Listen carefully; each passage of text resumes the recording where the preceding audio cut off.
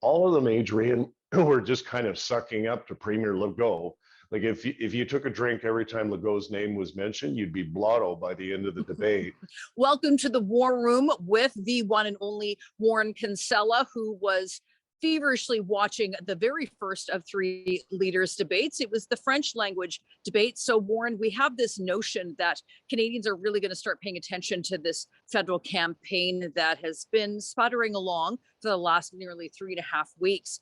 After the long weekend, it's when Canadians will get engaged. So if they were to see some clips and see the social media from the first leaders debate, what are they going to see? They're going to see a surprise. I think a lot of us didn't expect Erin O'Toole, the Conservative leader, to do as well in the French language as he did. He's been taking lessons. He's been boning up on his French clearly.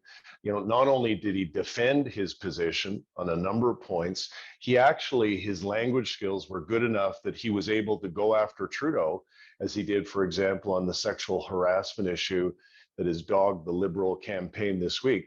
So I think O'Toole was a winner. But, Blanchet obviously is a former broadcaster in French, was excellent. Trudeau, I found, was much more authentic in French than he is in English. In English, he always sounds a bit affected. Singh, I think, was the guy who lost. He didn't do very well at all. And that's problematic, of course, for the NDP, which saw so much success in the province of Quebec. And we know with former leader Jack Layton and the Orange Wave, the Orange Crush, as it was called back then, there's going to be a bit of a Quebec wall this time around for the NDP. Will there not be? There will. Unfortunately, we all know that Premier Legault's position on religious symbols in the province of Quebec is quite popular, and that hurts somebody like Jagmeet Singh, who wears a religious symbol, all the time. But he was capable.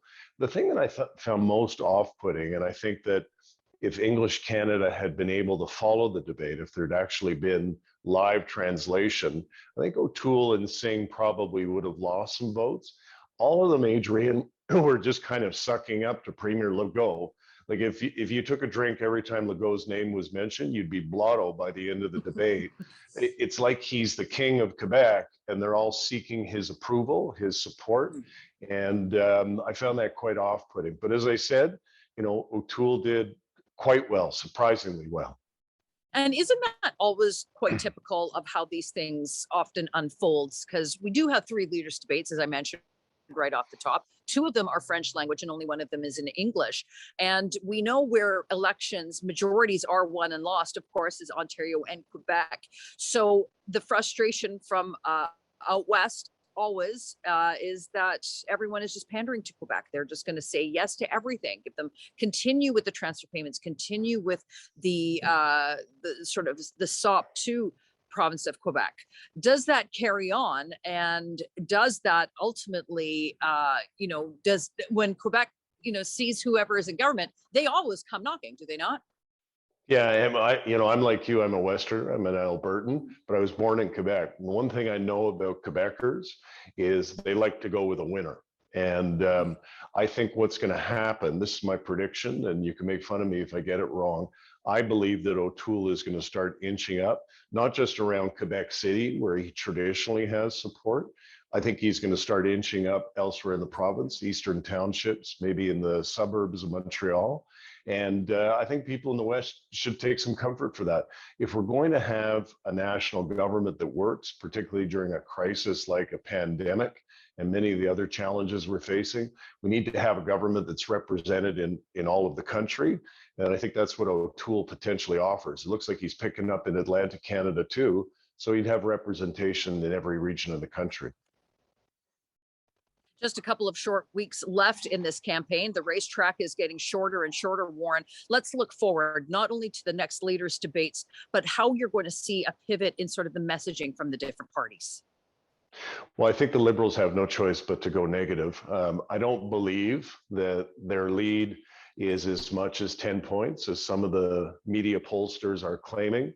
I think as we've reported at The Sun, it's probably the Conservative lead is 5 or 4 points, but that's enough to spell a minority Conservative O'Toole government. So I think at this point, Trudeau has tried everything.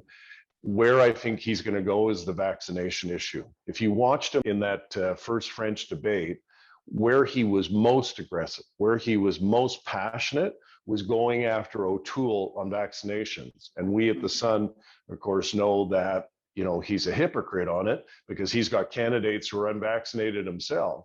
But that, I think that's where he's going to go. And I think there's going to be a lot of carpet bombing starting after that English language debate. Expect things to get a little nastier, and on the next version of the War Room, we'll unpack all of that for us. Hit the like button. Don't forget to subscribe. Let us know what you think and engage with us on social media.